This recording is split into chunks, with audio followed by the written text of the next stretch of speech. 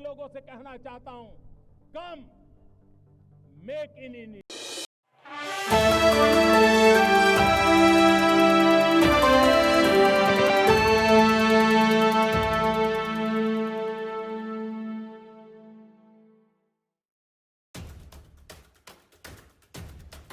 Charity Oxfam ने एक report जारी की है जिसमें दावा किया गया है कि दुनिया के सबसे 5 अमीर लोगों की दौलत साल 2020 के बाद से अब तक बढ़कर दोगुनी हो गई है।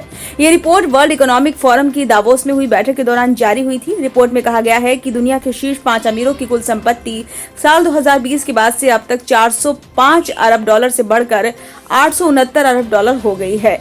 इन सबसे रईस लोगों की संपत्ति हर घंटे औसतन 1 करोड़ 40 लाख डॉलर की दर से बढ़ी है।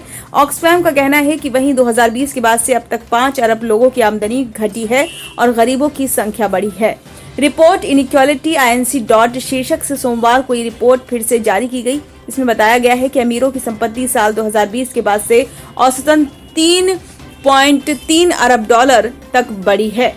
गौर करने वाली बात यह है कि ये बढ़ोतरी ऐसे समय हुई है जब वैश्विक अर्थव्यवस्था के हालात अच्छे नहीं हैं। साथ ही कोरोना महामारी से भी दुनिया प्रभावित रही। रिपोर्ट में दुनिया भर में बढ़ रही आर्थिक असमानता को लेकर चिंता जताई गई है।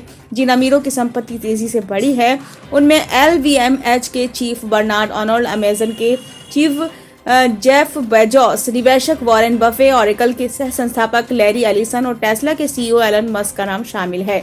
रिपोर्ट में कहा गया है कि अगले 229 सालों तक गरीबी को इस दुनिया से नहीं मिटाया जा सकेगा। ऑक्सफैम इंटरनेशनल के अंतरिम एग्जीक्यूटिव डायरेक्टर अमिताभ बेहर ने बताया कि हम बंटवारे के दशक की शुरुआत देख रहे हैं।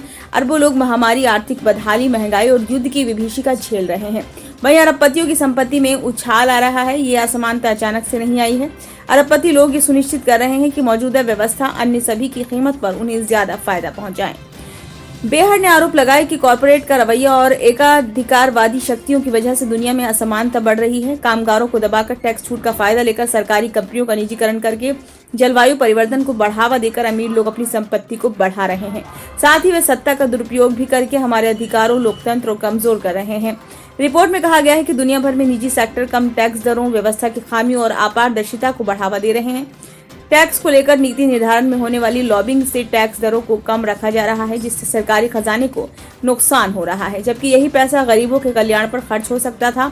ऑक्सफैम ने बताया कि कॉर्पोरेट टैक्स OECD देशों में साल 1948 में 48% थे, जो 2022 में घटकर महज 23.1% रह गए हैं।